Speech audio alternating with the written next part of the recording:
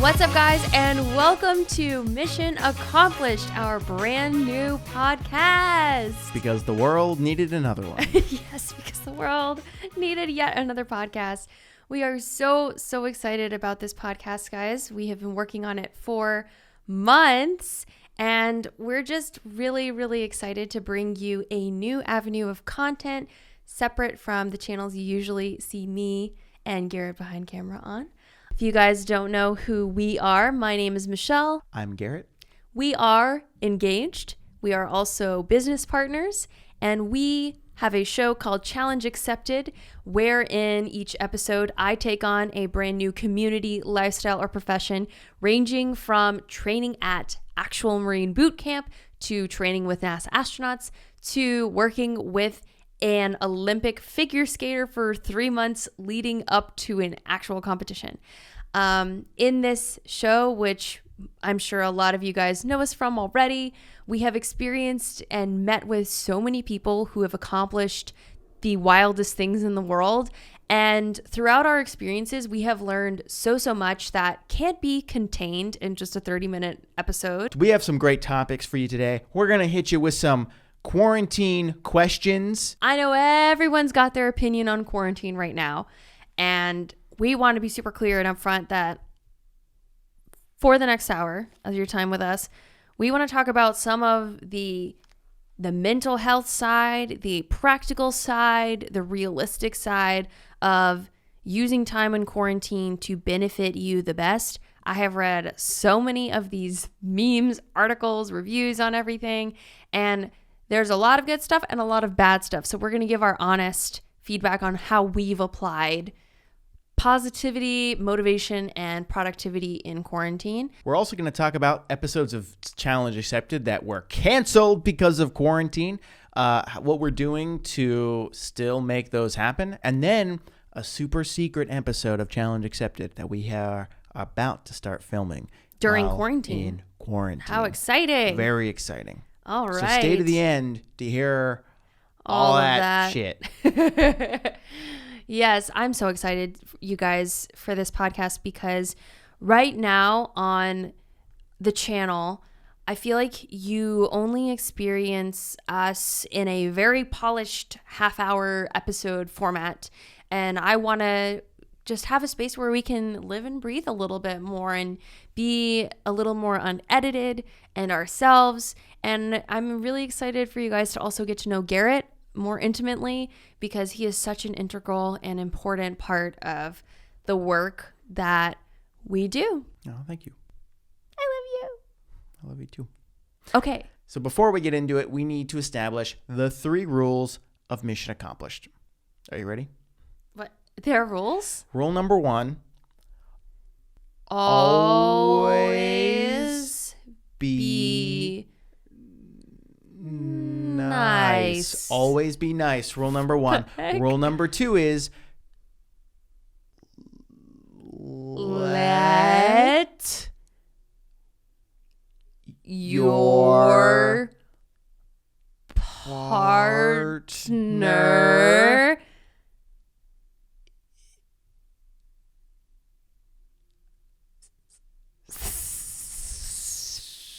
speak. Rule number 2. Let your partner speak. Let your partner speak. It is important to not only say your opinion, but to listen. Rule number 3, obviously, is wash your hands. Wash your hands, guys. It's a pandemic. Okay, so what are the 3 rules of this podcast? Rule number 1, always be nice. Rule number 2, let your partner speak. And rule number 3, wash your hands. Honestly, just do it. Those are my new life rules. They should be all of our life rules. Now that we've established the rules, we can get into the nitty gritty. I actually went on my Instagram and asked the fans questions that they had. And one question that came up a lot, which I actually want you to speak on, is how do you stay motivated to do anything in quarantine? Specifically in quarantine? Specifically in quarantine. Because I've had a hard time staying motivated with a lot of different things. Some things easier than others. But how do you, the badass that you are, stay motivated day to day? It's strange that you say that because I feel like I've also been struggling with demotivation during quarantine and have relied a lot on you to help me get through things. I'm very lucky to have you as a partner to help me through that. Motivation, I think everyone across the board is struggling with it. I don't care how perfect your favorite Instagram influencers' photos are behind the camera. I'm sure they're struggling too.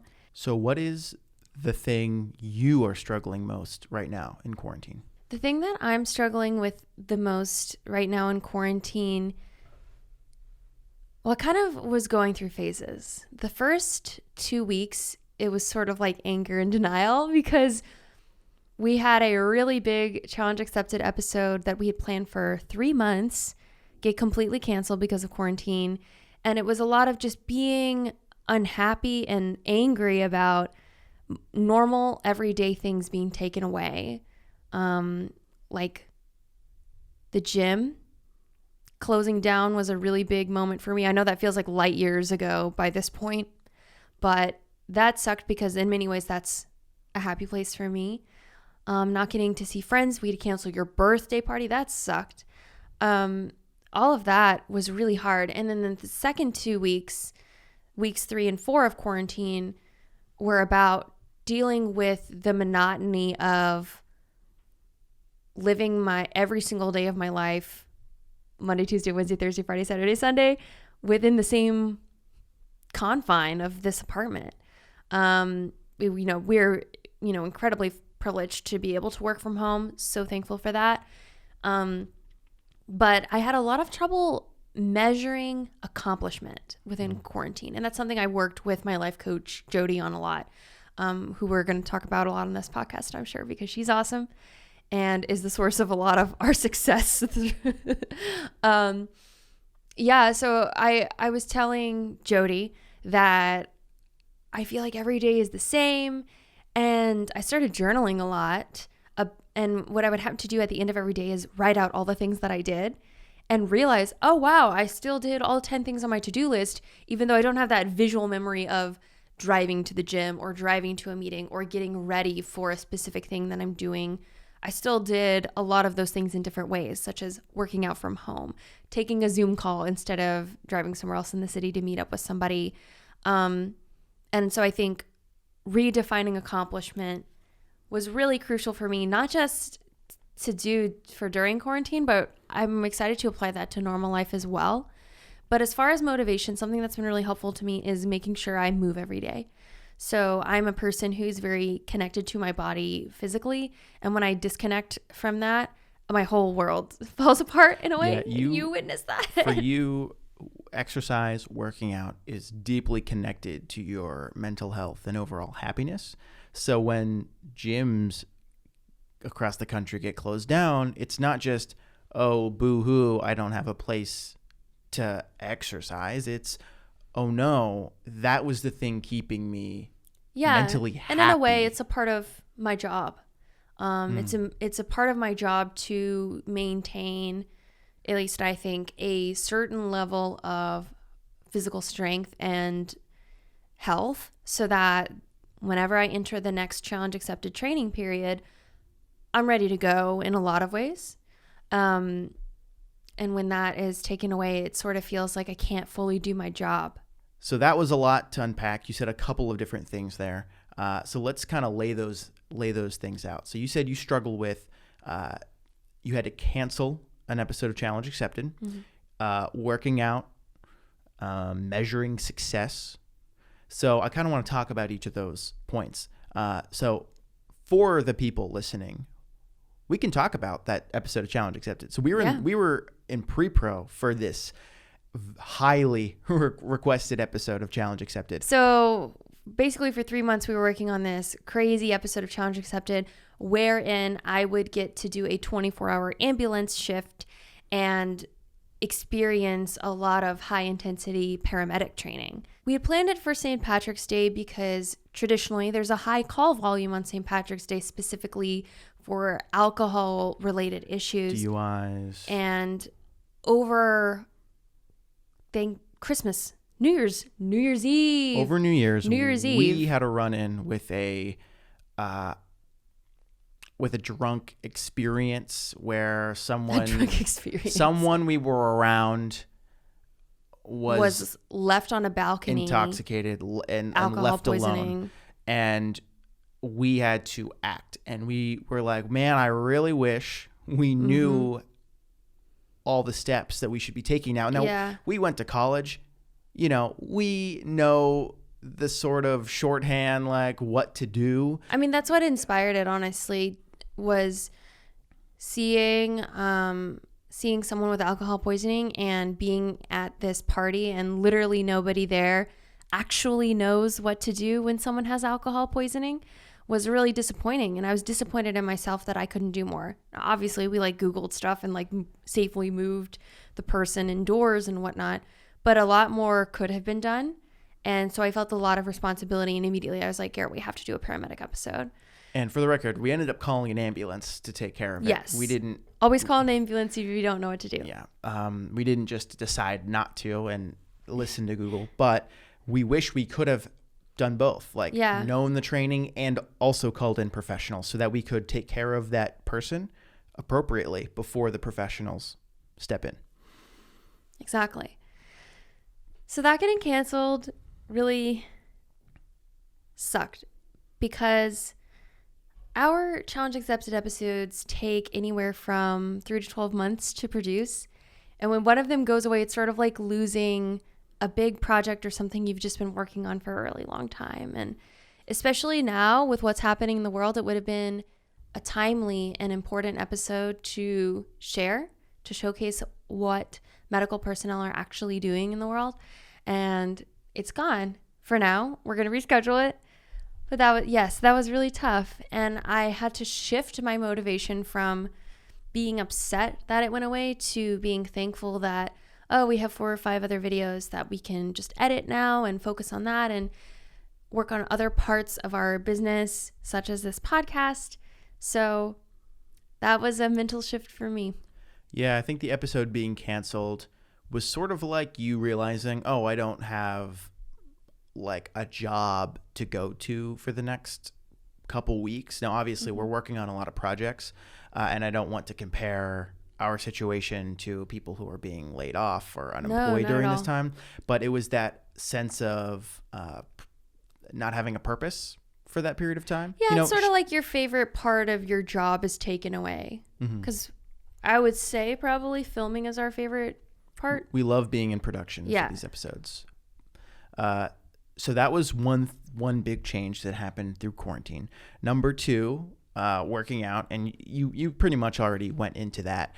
Can you talk to me, because I've also struggled with this. At this point in time, I have really fallen in love with weightlifting, and that being taken away from me was difficult to grapple with. Because those types of workouts can't necessarily be replicated in the home easily and cheaply. You need heavy weights. You need heavy weights.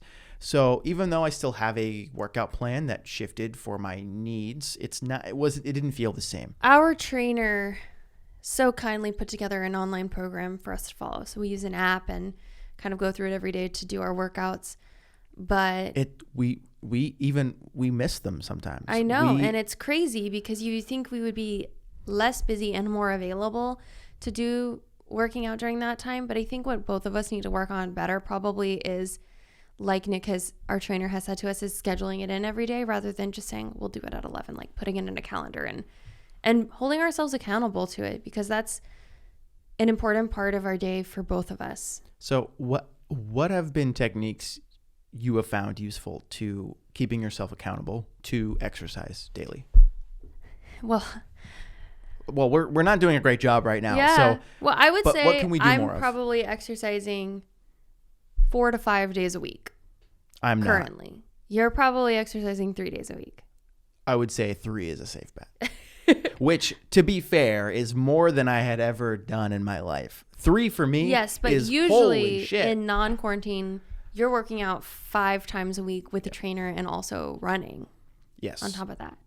So, I mean, we've had a huge shift in training volume, and that obviously impacts not only your physical health, but also your mental health as well. I think not having exercise affected my mental health more than I expected it to. Really? You didn't tell so. me that. I'm telling you now.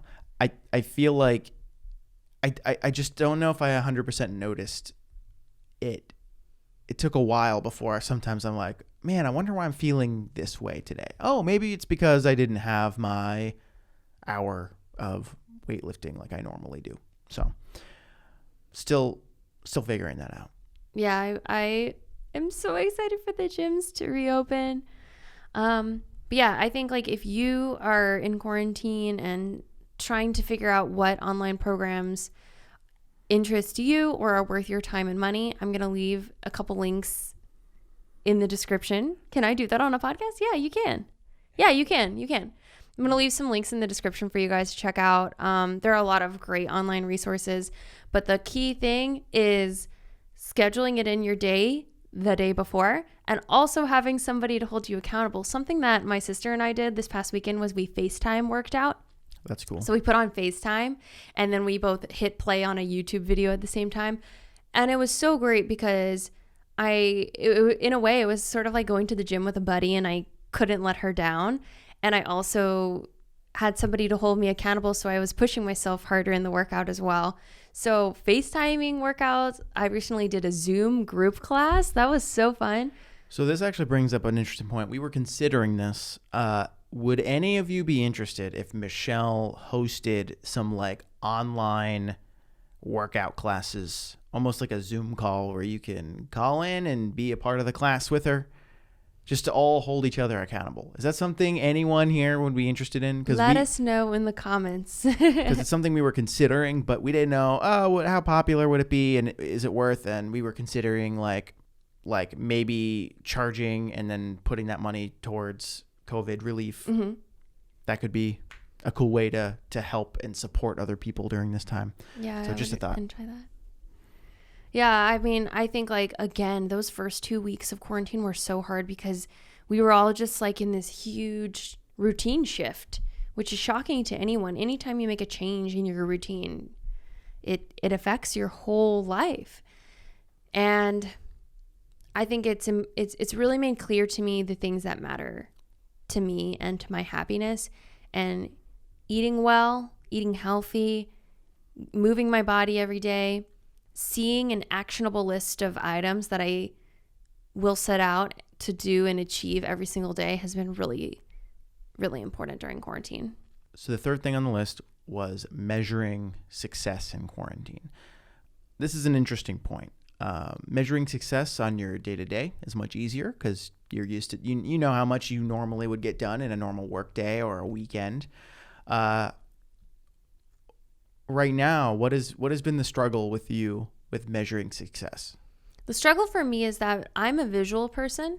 So when in normal life, rest in peace, normal life, in a normal day, non-quarantine, just thinking back on my day at the end of the day, I can visually remember I went here, I did this, I had this meeting, I sent this email.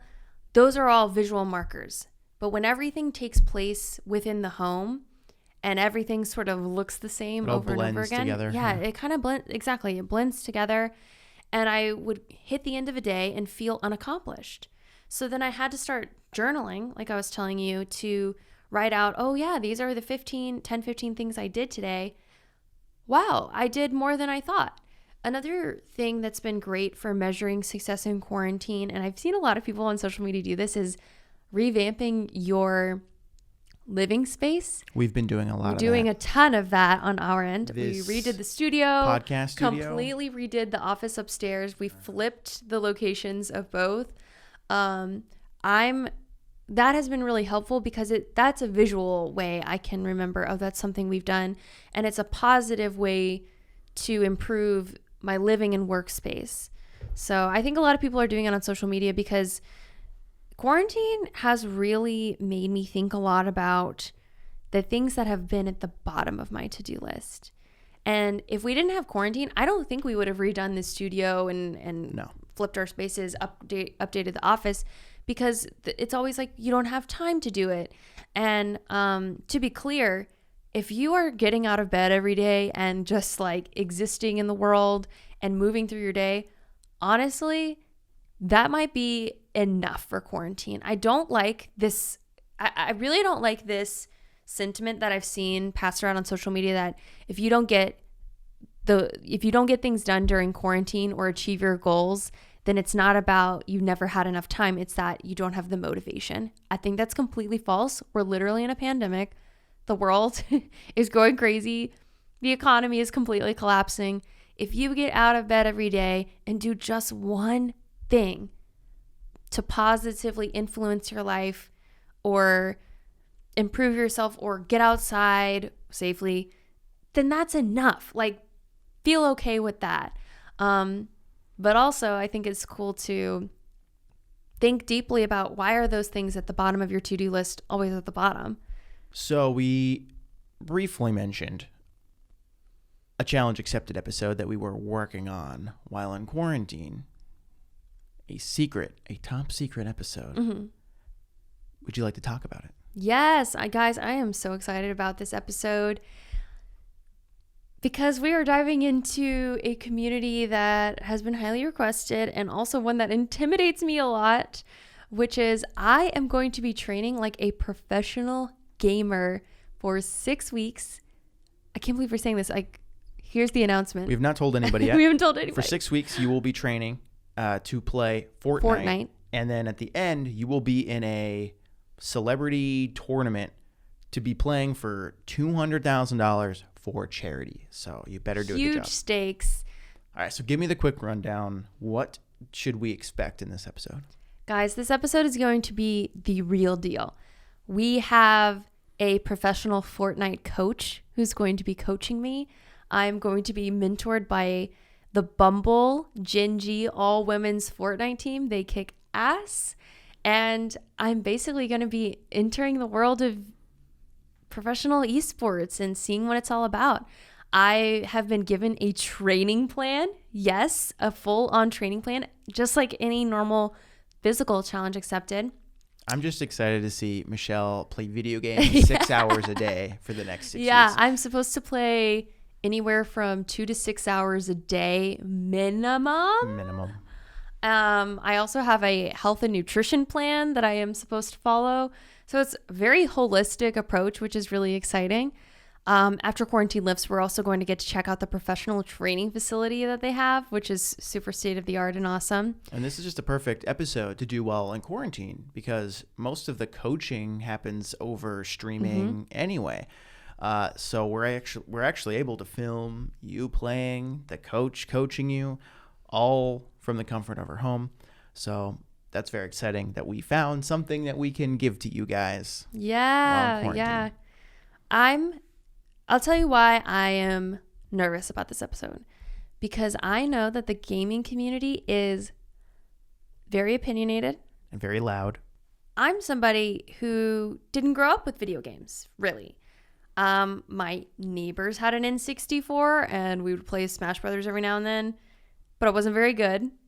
And I did have a Game Boy Color, but like I only played Pokemon a little bit on it. Again, was not that good. I didn't even win the game, catch them all. How do you say it? How far did you get in Pokemon? I don't even know.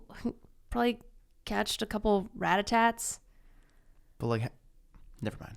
I don't see. This is the problem. I'm embarrassed, and I think that I never really got into it because I'm not good at it. That's embarrassing to say because video games, not necessarily esports, but video games are meant to begin from a place of fun, and I get frustrated easily with video games. Michelle is going to be a very angry rage quitter. I'm gonna be so angry all the time. Like I already know I'm going to Garrett's gonna have to make me take water breaks. You're gonna rage quit constantly. What is rage quit? Rage quit is when you just get so angry and frustrated at a game that you quit. You stop playing. You just altogether. You just turn the console off, turn the computer off. Yeah, that's gonna be me. It's gonna be definitely gonna be. You're me. going to be very, very frustrated, I think, because Fortnite is a challenging. First of all, you're playing Fortnite. I'm not a big Fortnite person, but you having to learn how to play a first-person shooter for the first time on top of the building mechanics of Fortnite is going to be incredibly challenging for you. Yeah, it's intense, and I have a lot of respect for the community. One of our friends, Joe, is an editor for Overwatch, and I mean, we've seen the tournament arenas and the fandoms that exist for these games. So I know I have it's an amazing opportunity to get to train with a professional Fortnite coach. I don't take that lightly. So I've got to, I'm going to rev it up. I'm going to get serious. I will not rage quit. So growing up, you said you had a Game Boy Color. Uh-huh. And an N64. No, neighbors had an N64. Neighbors had an N64. So my sister had a GameCube, but I never got into it. Okay, so far only ventured into Nintendo. Correct. We never had PlayStation, Xbox, PC, any of that. Have you even played Solitaire? Yeah. What kind of question is that? On a Windows computer? Yeah. I'm just trying to think of the level of we had a Windows computer before before Macs became more popular. And yes, I have played pinball, solitaire, those kinds of online games. I played Minesweeper, but I didn't understand it, so I was just clicking randomly. Have you ever played a first-person shooter? Have you ever... I've played the SpongeBob game on GameCube. Is that a first Battle for person? Bikini Bottom. I have as well. It's first person. What do you do? I don't remember what you do in that game. You kind of run around Bikini Bottom and complete different areas. Is that first? I don't know. He obviously doesn't have a gun. I asked first person shooter, so a game that is specifically oriented around you shooting, and it is in first person. So your Call of Duties, your Battlefields. Okay. I think it was also because my mom thought the games were really violent. I recently introduced Skyrim to you, and you played 15 minutes. I played an hour. An hour of Skyrim. I enjoyed Skyrim. You enjoyed it? Okay. But then I started getting stressed because you told me in Skyrim that depending on how you play the game, everyone has a unique gaming experience. If you turn left at this rock versus right, your whole storyline could be changed. I'm generalizing here, but yeah, there's elements of that. Yeah. And that got me really stressed out because I was just thinking about all the different permutations of the game. There are a lot of them. The concept of creating a video game also stresses me out. We've also been watching Mythic Quest, Raven's Banquet on Apple TV Plus. Is that what it's called? Apple TV Plus? Yeah. So isn't it bad? Not a fan yeah. of the name. Apple I TV like the service. Plus. So Mythic Quest is this new TV show on Apple TV where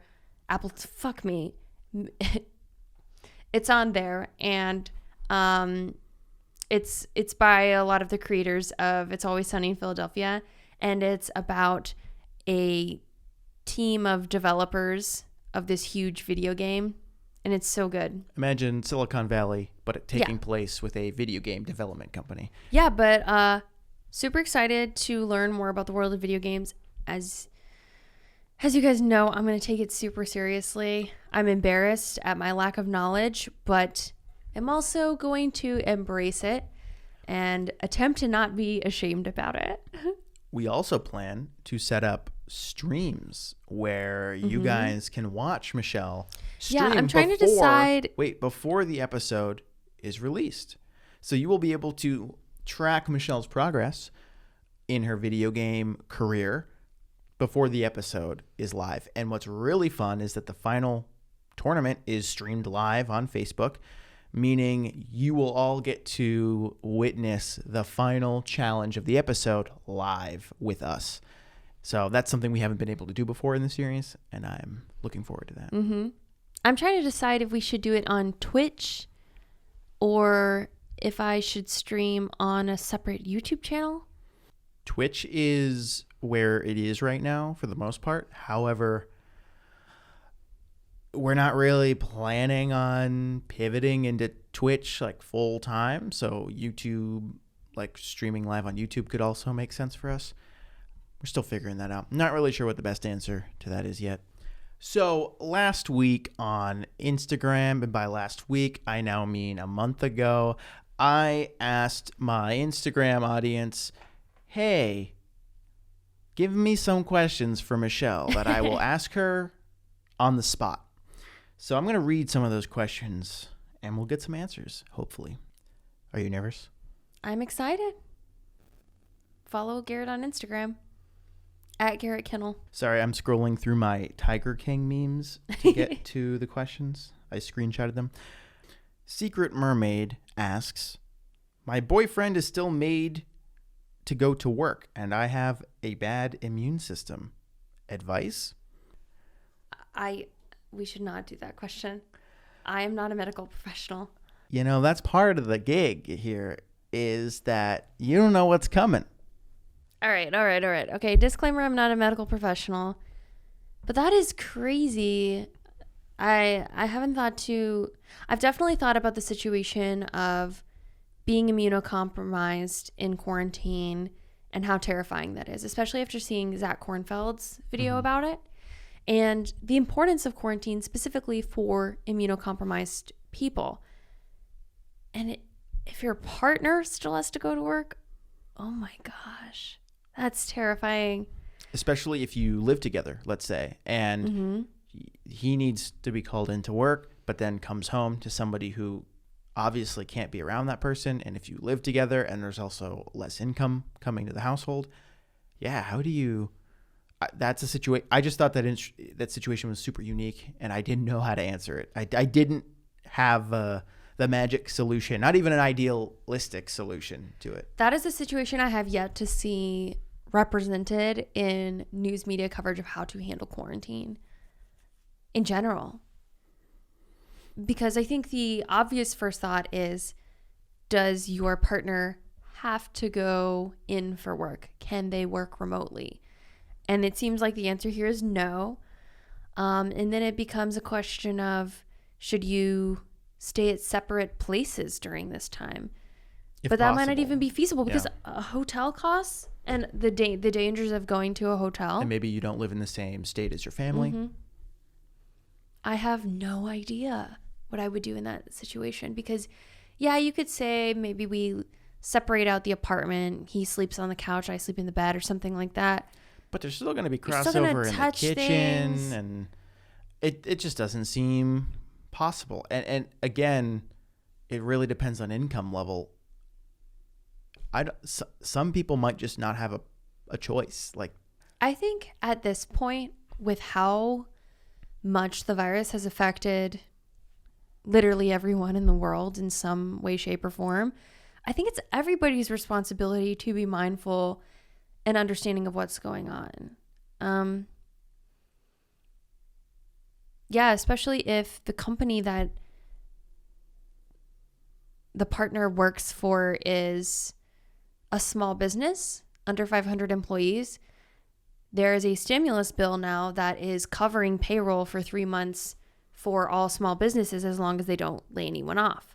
I know this because we are a small business as well. So it's almost in the business's interest to continue paying this person and allow them to work from home. Yeah, it's just tough because what if the boyfriend works as a cashier at a supermarket? Can't do that from home. Right. So, well, I would say first and foremost, your health and safety is always the most important thing. Don't compromise on your personal health and safety. I know that sounds privileged, though. It is. So, I honestly have no fucking clue. I have no idea. That was a really hard question. Out the gate with a tough question. Wow. Raj Patel 97 says, how many ways can you rhyme the name Garrett? Garrett. Ferret. Let me do it. Oh, I thought we were going back and forth. Oh, ferret. Barrett. Share it. Don't think that counts. Carrot. Got 3. Jarrett. Like That's a name. Another name. Okay, sure. More things rhyme with Garrett than you would expect. Merit. That's one of the ones I was going to say. Parrot. There you go. Number 6. You're doing great. I'm sure there's more, but we're going to stop this here. Okay. Anna Zhang asks, what was your first date? Are we saving that for the relationship episode? No, we're going to talk about it right here and right now. Oh my God. Okay. So talk to us about our first date was amazing. It was really romantic. And it was because Garrett said to me, you need to be taken on a real date. And it was really hot. I was really turned on when he said that. So what did we do? Oh, yeah. Okay, so Garrett told me to wear a nice dress, which was really exciting, or a nice outfit. And he picked me up, and we went to this fancy Italian restaurant and ordered a ton of pasta. And with lots of mushrooms. Because I love mushrooms. Michelle loves mushrooms. I love mushrooms. Now you know. And a whole bottle of wine. Garrett got tipsy. I got a little more than tipsy. And it was amazing. And then we went home, and Garrett played piano and guitar and sang to me, and it was just like so romantic. And this kind of sounds like I'm a tool now that I'm hearing really? This from Why? your perspective. Why? Because it sounds like, oh, I took you out to dinner and then I tried to seduce you with playing music. Oh, I was already seduced. Okay. All you had, when you just said you deserve to be taken on a real date, I was like, wow, I'm in. Great. I was turned on from there. But like when you were singing and like playing instruments, it was just obviously like very textbook romantic. But then it also wasn't just me singing. Like we were singing together. We were playing instruments together. I think that's what was fun. We were getting to be musically creative. I've never together. had that with another partner, so that was really exciting. Did I do a bad job explaining that? That was great. Okay. But I loved it because I don't know, I'd never been taken on a date like that, and I'm not a person who cares about traditional things or dates or whatever, but it made me realize that I wanted to be with someone who just cared enough to plan a fun evening. Oh my God. Now I'm all like giddy. Yay. Katie Marie asks, what is your favorite thing to do at home behind the scenes? I assume this means wait, like you answer hobbies? this question. Okay. You mean like non-work related? Yeah. Okay. Both of us. Non-work related, my favorite thing to do is play Dungeons and Dragons. I'm an avid D&D player. I play once a week with my group that has been playing for 3 years now. We are currently playing now remotely, which has been great. Other than D&D, I sometimes dabble in video games. Recently, I have been very into Sea of Thieves, so that's been fun. I don't ever read, but I just started reading literally last night. I just started Dune. The only books I'll ever read are fantasy novels. So I just started Dune. That's been really fun so far. And I just kind of fuck around with music. I'm not good at music. I'm not a musician by any means. I just like to. But like you know how around. to like you can just pick up an instrument and start playing it. It's like I can't read music because you're so good at it. But I can just like play around and amuse myself is all it is. I like doing that. I don't like to record or actually make songs. I just like to play. It's almost like doodling, but for music. You're also good at doodling. I like Garrett's very doodling. talented. So Stop underplaying So it. what do you like to do? So behind the scenes, I love going to the spa, getting massages, face masks, journaling. I love trying new restaurants. A lot of the things I like to do in my free time are honestly just self-care related, because normally filming for Challenge Accepted is incredibly physically taxing. So now I want to interpret the question a different way. What is your favorite thing to do behind the scenes of videos? So when you're not filming, what is your favorite part of the behind the scenes process? Producing, editing, like what do you like? I think my favorite part of the behind the scenes process is producing, because that's my job. But then also I love making a break in producing. And by that I mean, for example, when we get an email back from a certain organization that we've been trying to film with for a long time, like when we got the phone call from the FBI that they were interested in working with us after we had been communicating with them for 3 months waiting for approval on our video. I get really excited when we have a big breakthrough and we're able to move forward making a crazy video happen. So that actually leads me to my next question. How do you get approval for some of these crazy ass ideas, like going to a Marine base or NASA or the FBI headquarters? How does that happen? Cold emailing. I and our producer and our Iris. producer Iris will, when we decide we want to do a video, let's take FBI as an example. I think that's the most extreme version of this so far. The most extreme version of access granted, being the first YouTuber ever allowed to film at Quantico. Well, the FBI Academy at Quantico. So for FBI, for example, we had a couple ins where one of our friends' dads worked for the FBI for a period of time.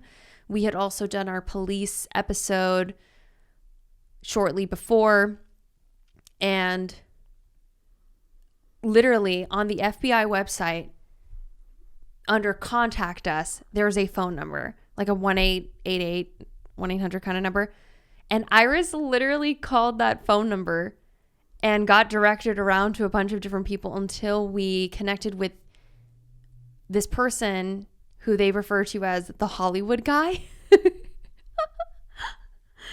And he's basically in the department that deals with any sort of FBI portrayals in feature films, television, etc. So, for example, this is the team that worked on the documentary McMillions, which is about the FBI's involvement in the McDonald's scandal. McDonald's Monopoly scandal. They work on shows similar to Criminal Minds, etc. And he got our request and was like, I'll submit it and let you know what happens. And he's like, expect to wait like months. Yeah. We were expecting to hear nothing. I'm going to be super clear. We weren't expecting anything. And then literally like 3 months later, he emails us back and is like, you're approved.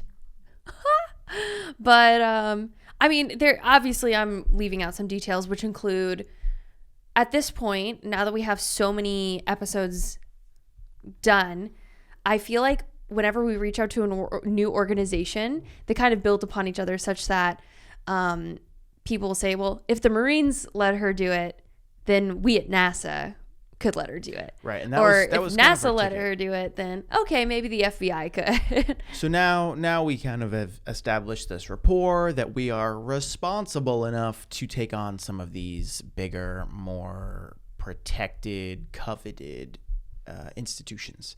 Mm-hmm. So that's how we're able to do it now. But yeah, in the beginning, and even with FBI, it's honestly just cold emailing and cold calling. I remember Iris cold calling NASA and just saying like, hey, she literally just called NASA. Can this YouTuber show up and like run around and do NASA things, some space things? I mean, a lot of people ask us like, oh, how do you do it? And I mean, again, I also think another reason that we get access is just like writing good emails, sounding professional. A good email goes a long way. It really Michelle's does. very passionate about emails. I love writing emails. I hate writing emails. I love sending an email that's like perfect. For those listening, can you give them your best email tip? All right. Okay. So I think what's really cool is that having some basic skills in knowing how to write a good email, how to sell yourself, presenting your prior projects in a clean and concise way goes sometimes even further than your own expertise or skill set. And this applies to like any job or profession beyond YouTube. But I think that a good email, first of all, is concise. There's no good email that's like super long. A good email is concise, gets to the point, like a good essay, has a thesis at the beginning in the first sentence or two about who you are, your degree of legitimacy, and what you need. Because whenever you get an email from someone, you just want to know, okay, what do you want from me? Or like, what is this about? And what can you do for me? So if you can summarize that in the first couple sentences, that is super crucial. So usually in all of our emails, we start off with, hi, my name is Michelle Khare. I'm a YouTuber with this many subscribers, and I'm reaching out to you because, fill in the blank, and you can do that however you want. This is my email class. I'm learning a lot. And then we include like a body in the email that's a couple more sentences on our prior work and what we've done before. So we would include links to some of our best videos. And then the final part of the email will be specific requests for what you want. So like with FBI, it would be like, we'd love to discuss the possibility of doing an episode where Michelle experiences FBI Academy, and then close out the email with your contact information. Another thing that we do in all of these outreach emails is include a one sheet on myself and the channel and the work that we do. And a one sheet is sort of like a pretty nicely graphically designed version of something that showcases your visual and numerical stats, as well as a short bio. Michelle's great at writing emails. She writes emails most of the workday. I do. That seems to be what most of being a YouTuber is now, apparently, is just writing emails. So if you want to become a YouTuber, write emails. Write some good damn emails. But a good email, it really can catch someone's attention. I have a question for you. Okay. My biggest problem with cold emailing is when I need to email, let's say, there's a job that I want to get, and I'm reaching out to a professional who does that job currently, just to like pick their brain. One of those, can I sit down and pick your brain emails? No. Okay. So my question is, how do you make that email appealing to the person to get them to say yes? Pick your brain, I think, is one of the worst phrases to exist in emails in the history of emails at hotmail.com. And it's because, first of all, pick your brain, the visual of that, I hate it. I hate everything about it. I don't know who at what career center said pick your brain is going to be the terminology used to learn briefly from another person, but I hate it. Because are you literally visualizing a like open brain surgery? Yeah. What do you think about? It's gross. I don't think about that. You know. But now I understand why you don't like that phrase so much. Well, I also hate it because I think we get a lot of emails asking, can I pick your brain? But here's the problem. Here's the problem with the, can I just take you out to coffee to pick your brain email? The problem is that, and this doesn't necessarily apply to me, huge disclaimer, doesn't apply to me. When you're reaching out to somebody for that, what are they going to get out of this interaction? And I know that's a tough thing to answer, especially if you're in college and you're genuinely just wanting to learn more. But you have to think critically about what can you provide to this person in exchange for their highly valuable time. And because chances are you're not the only person you're probably not emailing them. Uh-huh. So if you're one of 20 people who are all saying, hey, can I pick your brain? you got to figure out what's going to make that person choose you of all of those people. Like why is that person going to give time, valuable time out of their day to sit down with you and pick your brain? And I have sent plenty of these emails Me too. in my life. I've sent a pick your brain email. So did you have any that were successful, and why were they successful? Okay. I will use the example of the first internship I ever applied for at DreamWorks Animation. So this isn't necessarily a cold email situation, but I think this was something that helped me stand out in my application. So I didn't go to film school, and I was applying for this internship that I think like 30,000 people apply for at DreamWorks Animation in marketing. Again, didn't go to film school, didn't learn graphic design or anything like that.